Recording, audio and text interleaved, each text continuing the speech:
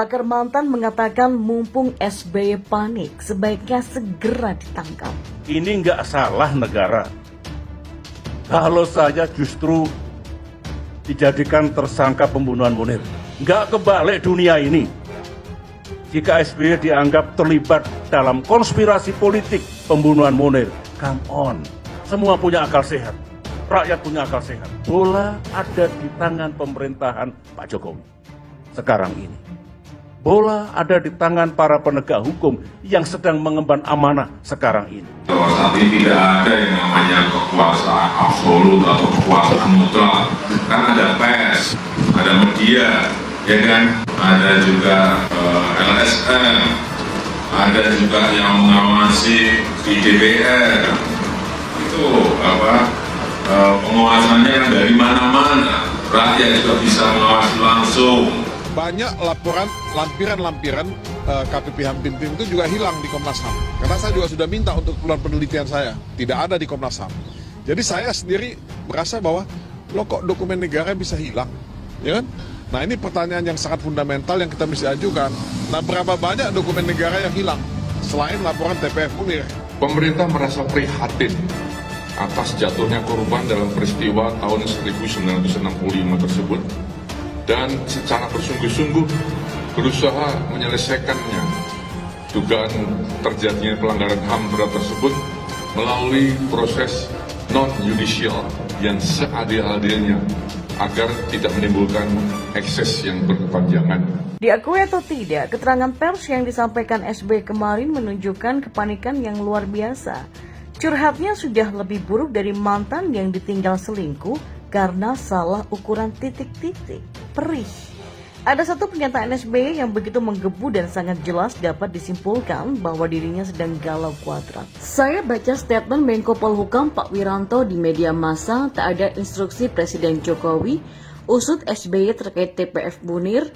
2 hari setelah itu saya menerima pesan dari jajaran Kejaksaan Agung bahwa pihaknya ingin ketemu saya. Ini nggak salah negara kalau saya justru dijadikan tersangka pembunuhan Munir. Nggak kebalik dunia ini jika SBY dianggap terlibat dalam konspirasi politik pembunuhan Munir.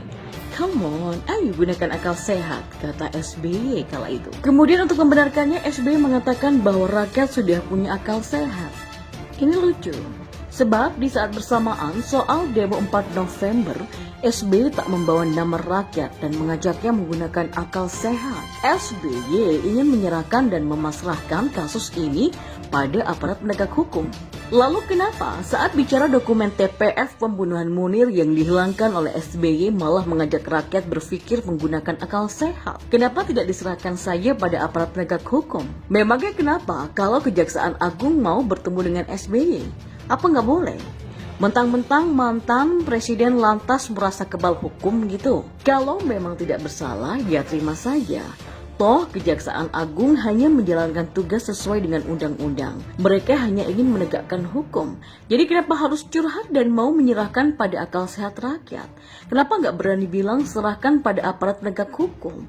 Bukankah begitu aturannya? Begitu etikanya? Bukan malah curcol ala anak alay. Selain itu, penting untuk tegaskan bahwa pemerintah tidak dalam posisi ingin menjadikan SBY sebagai tersangka pembunuhan Munir. Kalaupun saya berpikir SBY layak menjadi tersangka, ada kasus yang lebih terang benderang dibandingkan kasus Munir. Yang ingin dilakukan pemerintah adalah penelusuran kasus Munir lewat dokumen TPF. Jadi SBY jangan gagal paham. Apa perlu otak eksternal supaya nyambung?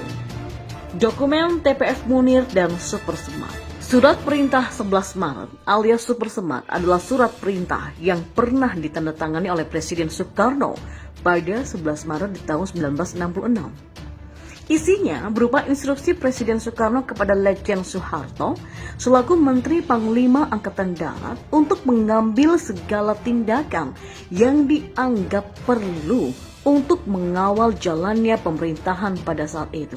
Namun dokumen penting tersebut hilang entah kemana.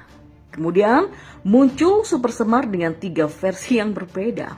Naskah asli Super Semar diserahkan oleh Basuki Rahmat, M. Yusuf, dan dirinya kepada Soeharto yang saat itu menjabat Menteri Panglima Angkatan Darat. Namun kemudian Pak Harto menyerahkan surat itu pada Sudarmono untuk keperluan pembubaran PKI. Setelah itu surat tersebut menghilang. Apakah dikembalikan pada Soeharto karena Sudarmono mengaku tidak menyimpannya, atau disimpan orang lain?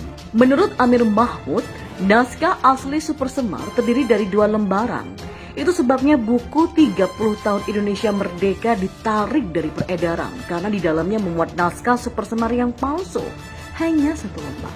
Tim sudah dibentuk lewat Menteri Sekretaris Negara untuk penyiapan arsip nasional selama 10 tahun terakhir, kata Presiden Yudhoyono saat membuka rapat terbatas di Istana Cipanas, Cianjur, Jawa Barat.